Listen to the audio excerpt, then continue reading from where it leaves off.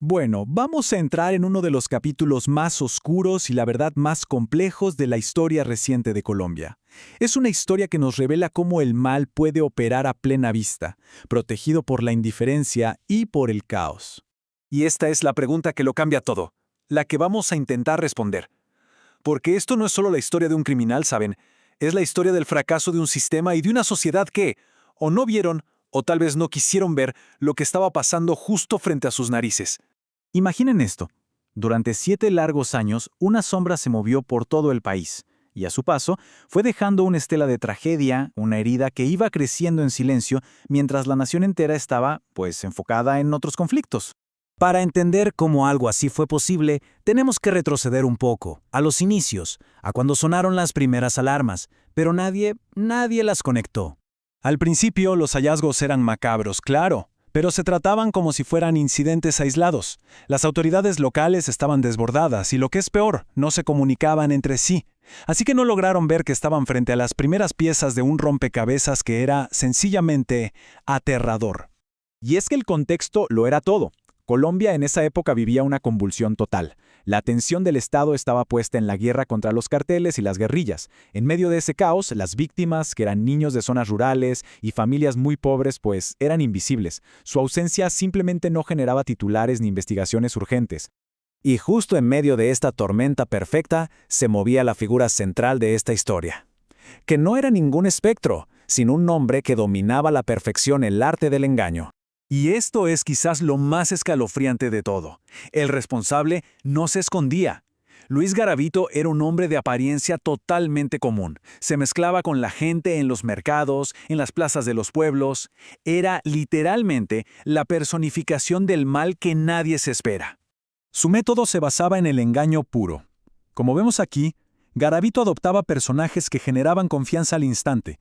Se hacía pasar por vendedor de estampitas religiosas, por monje, por trabajador de una fundación.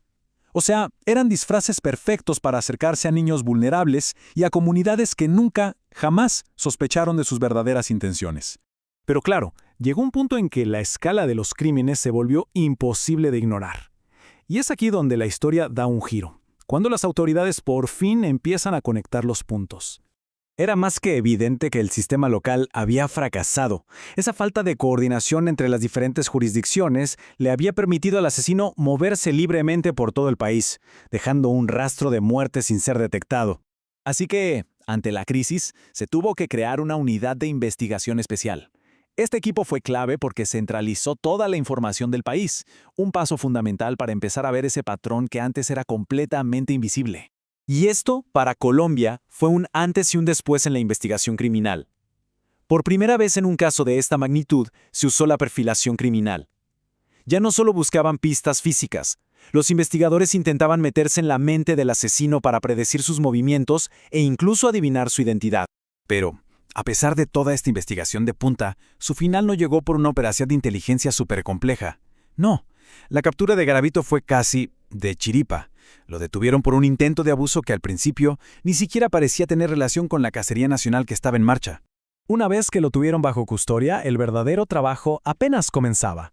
Durante los interrogatorios, los investigadores usaron una técnica brillante. Desplegaron mapas de toda Colombia y, confrontándolo con la evidencia, le pidieron que señalara los lugares.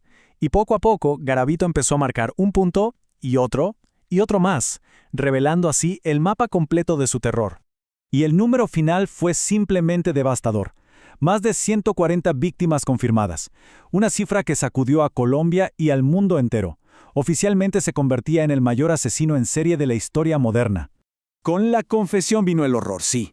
Pero, inmediatamente después, llegó una ola de indignación que apuntaba directamente al sistema de justicia.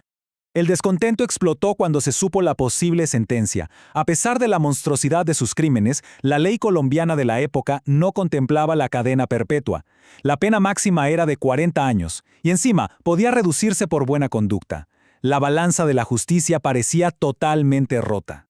Esta frase, que se repetía por todas partes, lo resumía todo. La simple posibilidad de que Luis Garavito pudiera algún día salir en libertad era inconcebible.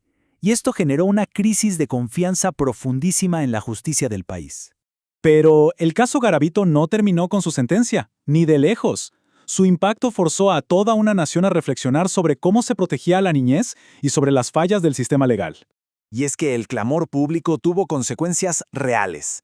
La indignación de 1999 se convirtió en un movimiento que exigió reformas durante años, y finalmente esto llevó a leyes mucho más severas, como la Ley Gilma Jiménez, diseñadas para asegurar que un caso así no volviera a recibir una condena que se sintiera tan laxa.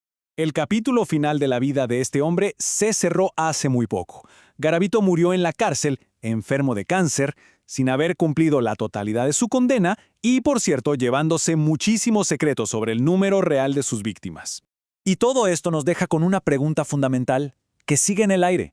El caso Garavito obligó a Colombia a mirarse al espejo. Se cambiaron leyes, se mejoraron protocolos, sí, pero ¿han desaparecido de verdad las condiciones de vulnerabilidad que permitieron su cacería? La memoria de esta tragedia exige que la respuesta sea un sí rotundo.